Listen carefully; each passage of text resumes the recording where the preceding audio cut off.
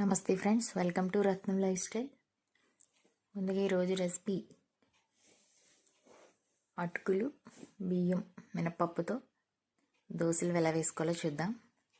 ఎంతో సాఫ్ట్గా, ఎంతో టేస్టీగా, రుచిగా ఉండే దోశలు ఎలా వేసుకోవాలో చూద్దాం.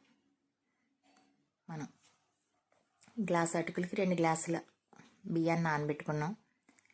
3 గంటలు నానబెట్టుకుని బియ్యాన్ని అటుకులు కూడా కడిగేసుకుని ఆ బియ్యంలోనే వేసి నానబెట్టేసుకోవాలి.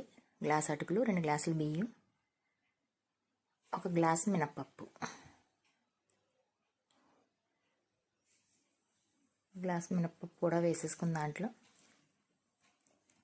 మినప్పప్పు ఇది కూడా వేసేసుకుని దాంట్లో వేసి నానబెట్టేసుకుని 3 గంటలు నానిన తర్వాత పిండిని పట్టుకుని, మనం పిండి పట్టేసిన వెంటనే వేసుకోకుండా ఒక 2-3 గంటలు పిండి నానిన తర్వాత వేస్తున్నాను అనమాట నేను దోశలు. దాంట్లో టేస్ట్కి తగ్గ సాల్ట్ కలిపేసుకుని వేసుకుంటే ఎంతో టేస్టీగా, రుచిగా ఉండే అటుకులు, బియ్యం, మినప్పిండి దోశలు రెడీ అయిపోతాయి ఫ్రెండ్స్. లైట్గా ఆయిల్ వేసుకోవాలి. మనం దీని మీదే ఉల్లిపాయలు, పచ్చిమిరపకాయలు కూడా వేసుకోవచ్చు కావాలంటే. దోశ మటుకు చాలా స్మూత్గా, చాలా టేస్టీగా వచ్చాయి. మీరు కూడా ఇలా ట్రై చేయండి ఫ్రెండ్స్.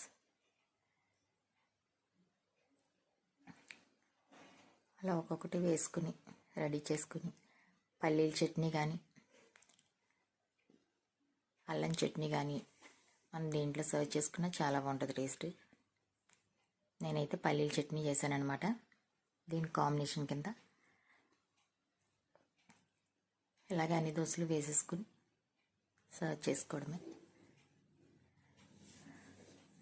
పిండి మట్టుకు వెంటనే వేసుకోకుండా మనం 3 గంటలు నానబెట్టుకుని రుబ్బుకున్నా సరే ఇంకొక 2 గంటలు నానితే బాగుంటుంది అనమాట.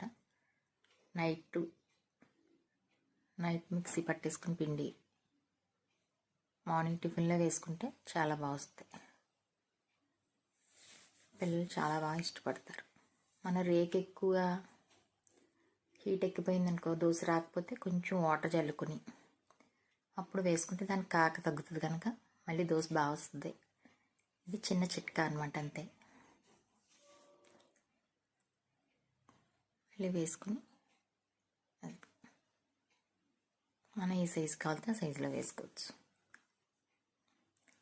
ఇట్లా దలసరిగా కూడా వేసుకుంటే చిన్న చిన్న నట్ల కింద, తద్దెట్ల కింద అంటారు, అవి కూడా బాగుంటాయి. నేనైతే దోశలు వేసా.